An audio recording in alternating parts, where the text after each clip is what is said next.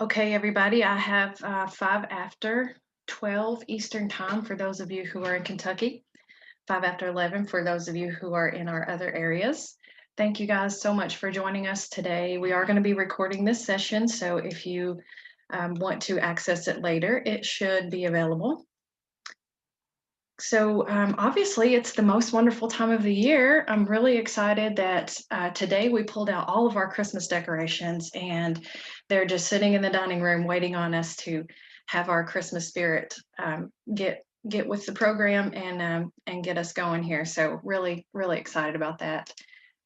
Um, Going to go through just a couple of things here and hopefully not take up too much of your time, but we do have a lot to cover. First thing that we'd like to go over is just that we are still COVID testing, obviously. The positivity rate in Madison County yesterday was 65.9. I am extremely happy to report that it is going down in our county. I hope it continues to decline. Really getting our fingers crossed for that. We're still staff testing every Tuesday and Friday and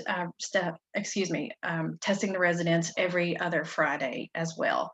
So getting that going on for the staff and the residents, just making sure everybody remains negative.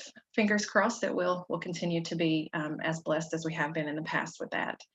We now have in-house Binax tests. Tasha Daniels, our healthcare coordinator, which many of you know, and myself have been trained on how to administer those tests and read the results. They're fairly easy and really they are very minimally invasive, I guess is the most politically correct way that I can put that. It is just a quick nasal swab. And we have tested all of our residents as of Monday. Everybody was negative. Really happy to report that. And we are testing the staff members with probable cause if we need to. We can also use these if we experience any more positive cases inside our community. If we do experience any more positive cases, the residents will probably move into, not probably, they will move into a 2 times per week testing. So we will test those with our lab every Tuesday and Friday like we're doing for the rest of our staff members. Let's see if I can get these slides to move here. Oh, still doing porch and window visits. We would like for you guys to call us and schedule those so that we know if you need the patio heater. All of a sudden winter just showed up and it was 36 degrees outside the other morning when I went to start my car. I was pretty upset about that. I wasn't ready. So we do have that patio heater on standby. Any of you guys that want to do an extended porch visit with your loved ones, we will bring them to the private dining room and do those with you guys and bring the patio heater outside for y'all to use and stay warm. Still got people joining us here. So excited you guys are joining us for these meetings. They're really informative and we love all the participation. Here we go. So porch visits and window visits, please schedule those if you would like the patio heater so that y'all can stay warm. I thought this was a nice little image that you guys could get behind. This baby is very excited to party, and we have had a couple of residents partying this morning as well because they have been let out of quarantine from their Thanksgiving travels. We are happy to report that there is a reduced quarantine time now for those folks who have potentially been exposed or traveled. So real excited about that. The next slide. Are you guys seeing my slides okay? Can somebody just give me a thumbs up or a yes? Looks good. Okay, thank you. Awesome. So the recommendation that we actually got this morning around 10 a.m. from the CDC is that we can, for individuals that do not develop symptoms, they need only quarantine for about 10 days. And if they test negative, that period can be reduced to just 1 week, so 7 days. Since we do have those in-house Binax tests, we were able to let a couple of folks out of quarantine this morning, which we're very excited about, and they were very excited about from their Thanksgiving travels. So really happy to report that we are able to get them out and about in the community in a socially distanced manner a little bit quicker than before. They are recommending that people do stay home for Christmas, just like they did for Thanksgiving. But if you do travel, The guidelines are that individuals should not get, or, I'm sorry, should get a coronavirus test 1 to 3 days before travel, and then 3 to 5 days after travel, combined with quarantine for 7 days after coming back.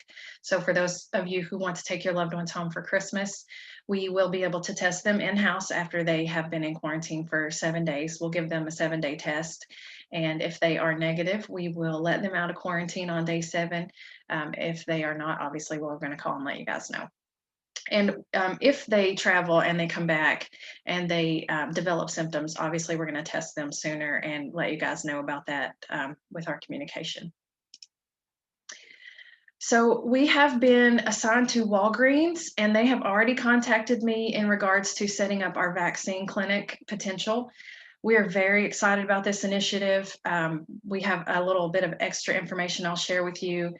We're really excited to be partnered with Walgreens because they have done flu clinics in our community before, and they are really great. All the Walgreens inside Madison County are just really wonderful. We have a lot of really good success with our flu clinics with Walgreens. So we're happy to have those folks being our partner for the upcoming vaccine.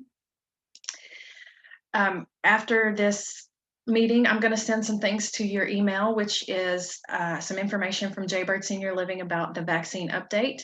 Walgreens has contacted me with a what to expect handout for your loved ones. I'm going to send that to you as well.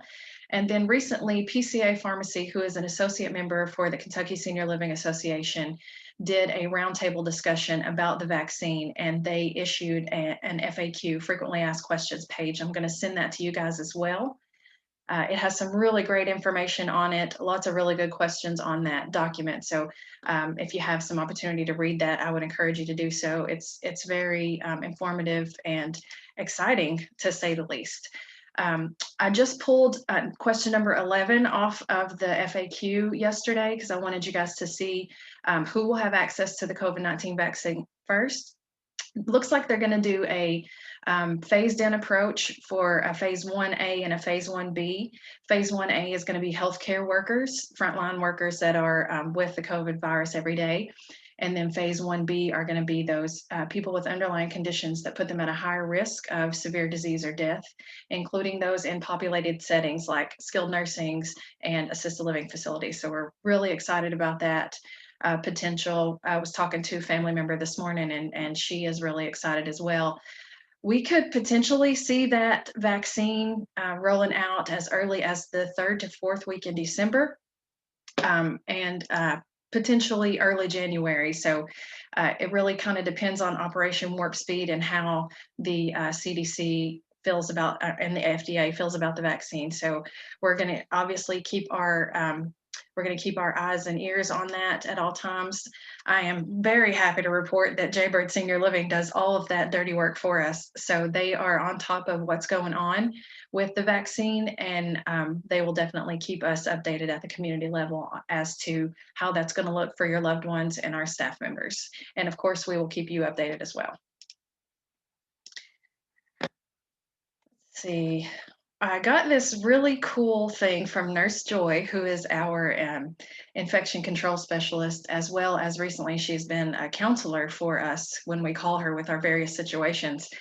She kind of talks us through how to handle various things, and she's just really great. We're very blessed to have her. But the funny thing on our most recent weekly call with Jaybird Senior Living was, wash your hands like you just ate buffalo wings and you're about to put on a wedding dress, or you're about to touch your lovely bride with your barbecue fingers.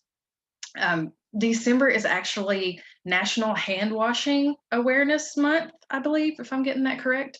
And as it says here, it takes anywhere from 18 to 254 days to form a new habit. I believe we're probably approaching the 254-day mark with the hand washing and the hand sanitizing with this lovely pandemic that we're in.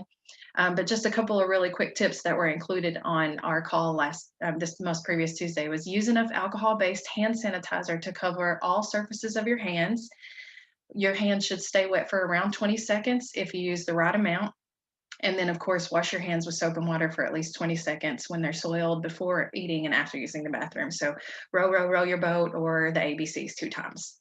That's kind of what we teach in food service here at the Cove. And I think that pretty much covers everything. as far as the updates go that we have, wanted just to mention that we are going to continue with our annual Arcadian Cove tradition of decorating your loved ones' doors. I am so sorry that you guys don't have the opportunity to come in and do that with your loved ones, but we would like to continue this tradition and would like to decorate your loved ones' doors. So if you would like for us to do so, we're just asking for some simple donations of wrapping paper or poster board or construction paper or any supplies. If you have a specific picture in mind, like this lovely penguin that I borrowed from Google, just send us a picture as well as, the supplies. We do have some supplies in-house, but last year we had minimal participation. So we used all of the supplies that we had in-house, except for just a few rolls of wrapping paper. So if you would like for us to decorate your loved one's door, we definitely want to do that. So just let us know either if you want us to pick something out or if you have something in mind that you would like to see on your loved one's door, just send us a picture and the supplies, and we would be more than happy to do that for your all's loved ones, because we want the season to be as festive as it possibly can. And that is all I have for the slides. So just wanted to take a quick minute and open up the floor for questions. If you guys have any questions at all, please ask them. And if you're not comfortable asking them on this platform, please email me or call, set up a time where we can do this one-on-one. Obviously, want to make sure we get all your questions answered as quickly as possible and as accurately as possible. And my staff have heard me say probably 100 times, if I don't know the answer, I'll make something up. But I definitely won't do that in this situation. So if anybody has any questions, I'll go ahead and open it up to you guys. Just have to unmute yourself and get started. Do we need to send tape and all that kind of stuff if you're going to do the doors? It would be helpful. It would be helpful Okay. if we could get the supplies necessary to actually attach the items to the doors. And if they tear it down, then that's too bad. We'll try to put it back up. I know we had that issue last year. I think we did a specific residence door about 3 times last year, didn't we? Yeah.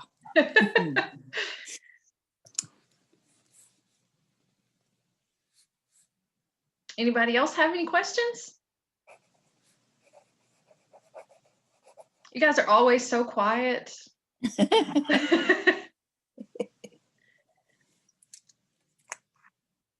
Well, if you guys don't have any questions at all, I will conclude the meeting. So you just go about your day. Next week, we will have it. Let's see, today is the 3rd. So next Thursday, the 10th, we will have our evening meeting at 6 o'clock.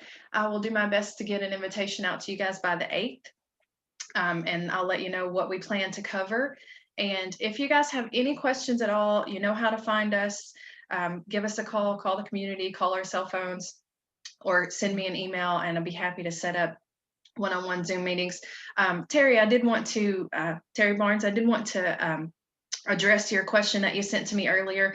Yes, there will be multiple people in the building to be able to set up Zoom meetings with your family members. As you guys may know, Miss Giovanna did put in her notice and she is no longer with us. We're very excited for her future, even if we're not going to be a large part of it. She did get her master's degree earlier this year, and she, excuse me, she's very interested in doing something with the homeless or underprivileged seniors. So really excited about her future. Very sad to lose her because she had been with us for 7 years, going on 8 years. So it was like losing a family member. But to address your concern, Terry, we will have people on site to be able to do those Zoom meetings with your loved ones.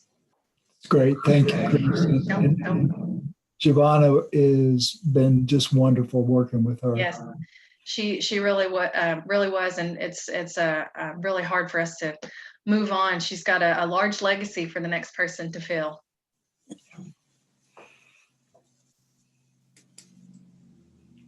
Well, if you guys don't have any other questions, I'll go ahead and conclude the meeting. Thank you all for joining. Hopefully we'll see you all next Thursday, and we could potentially talk about Christmas plans. Fingers crossed that the positivity rate in Madison County continues to go down so that we can hopefully do something a little more normal, as close to normal as we can get. and just appreciate you all's patience and your dedication to keeping your loved ones safe and keeping our staff members safe. Thank you. Thank you guys. Y'all take care. Bye. Bye now.